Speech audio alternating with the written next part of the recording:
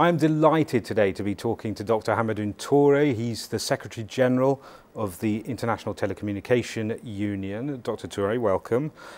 First of all, I just want to address this issue of ICTs and climate change. You're off to Copenhagen in the next couple of weeks. Could you tell us, do you think that ICTs could possibly be a solution, or at least part of the solution to climate change? By use of ICT, you can cut down the energy consumption by 15% today. And the use of ICT will be able to help other sectors by cutting down up to 40% their greenhouse gas emission. Therefore, again, ICT is part of the solutions and not part of the problem. And your suggestion is what, that people use ICTs rather than take a plane and come to a summit in Belarus? Absolutely. The video conferencing today is an alternative to traveling.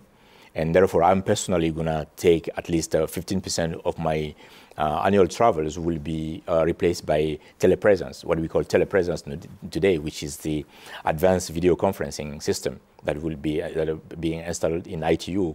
And I will offer the same to all the UN agencies in Geneva. But ICTs do use energy. They run on electricity. You have servers that generate a great deal of heat and use up a lot of electricity, which is powered sometimes from coal-powered generators. What can ICTs do themselves in order to reduce their carbon footprint? Before this debate on climate change started, back in 2003, during the World Radio Conference in ITU, we already decided to go full digital by 2015. Which means that the hundreds of thousands of radio and television transmitters in the world will be fully digitalized by 2015, which means a 40% cut down on their energy consumption, first. And second, by digitalizing, you are able to, on the same carrier, you are able to transmit many channels, up to 8 channels today. And therefore, will be a much more efficient use of the spectrum, and there will be much less usage of energy as well. Another issue you're interested in is cybersecurity. What do you consider to be the most important aspect of that? Our approach in the International Telecommunication Union was to find a common ground where everybody will work together. And this is why I launched the Child Online Protection Initiative, called COP in short, which enables us to bring defending children as a key goal here. And we found it a unifying goal because everyone in this planet who has a child is interested in that and found it urgent.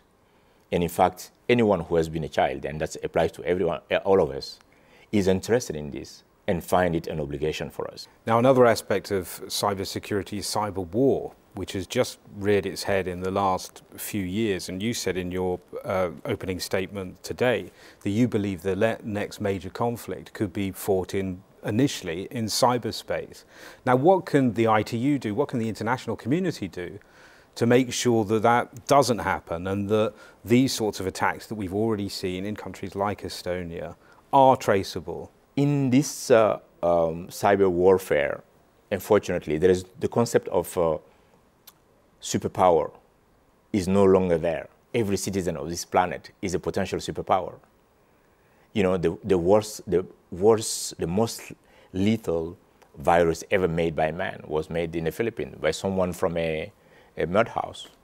If governments understand that, they will easily buy into any proposal that will bring everyone to sign up in committing themselves, first of all, to protect their citizens, second, not to harbor criminals and terrorists, and third, not to attack another one first.